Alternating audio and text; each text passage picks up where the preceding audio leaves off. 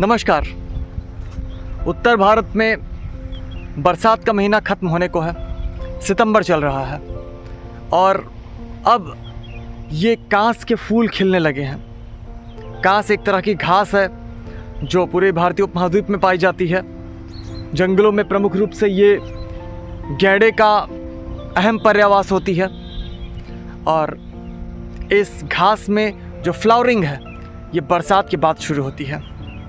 और प्राचीन समय से ऐसा माना जाता है जैसे ही ये कांस के फूल दिखाई देने लगते हैं, लोग सर्दियों के आगमन की तरह इसको देखते हैं और वो सर्दियों की तैयारी करने लगते हैं। तो भारतीय समाज में सदियों से कांस के फूल जो हैं ये शरद ऋतु के आगमन के सूचक रहे हैं और वर्षा ऋतु के जाने के भी ये सूचक रहे हैं और ये फूल अब खिल चुके हैं।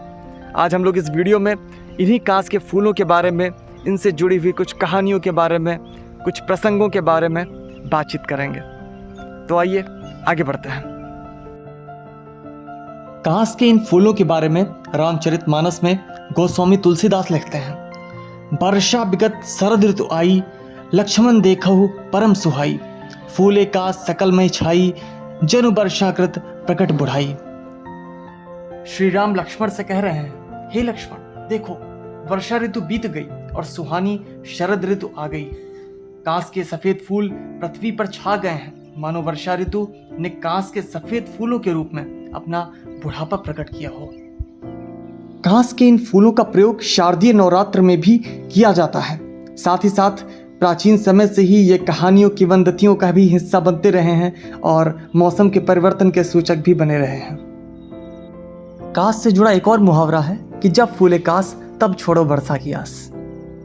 तो कांस के ये फूल न सिर्फ मौसम में परिवर्तन के सूचक हैं, बल्कि ये अच्छे आयुर्वेदिक गुण वाले भी हैं। खुजली की समस्या होने पर इसकी जड़ को पीसकर खुजली वाली जगह पर लगाने पर आराम मिलता है। इसको महिलाओं में सफ़ेद पानी की परेशानी अर्थात ल्यूकोरिया में फ़ायदेमंद माना गया है। उसमें इसकी जड़ को पानी में उबाल कर पीने से फ़ायदा प्राप्त होता है। बिल्कुल ऐसे ही पेशाब में जलन या पीलापन की भी ये अच्छी दवा है।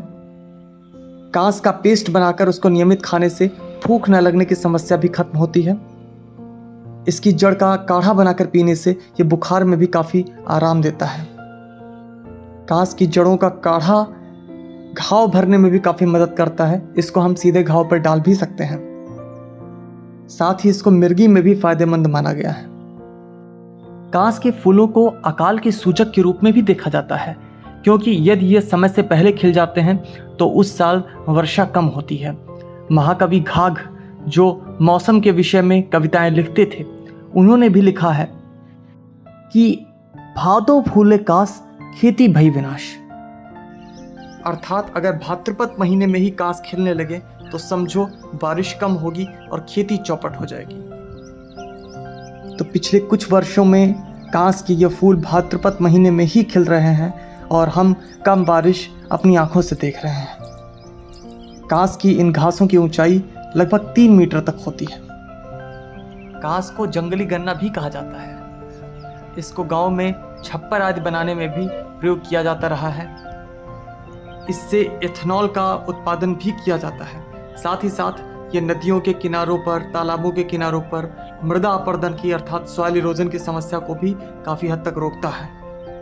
गांव में महिलाएं इसके सूखे हुए तनों से अलग अलग तरह के हैंडीक्राफ्ट्स भी आदिकाल से ही बनाती रही हैं। तो जहाँ पर भी ये घास उगी दिखे इसका संरक्षण कीजिए, औरों को भी बताइए और अगर आपका कोई प्रश्न हो तो कृपया कमेंट में अवश्य पूछें और इस वीडियो को लाइक करना और शेयर करना भी मत भूलिएगा।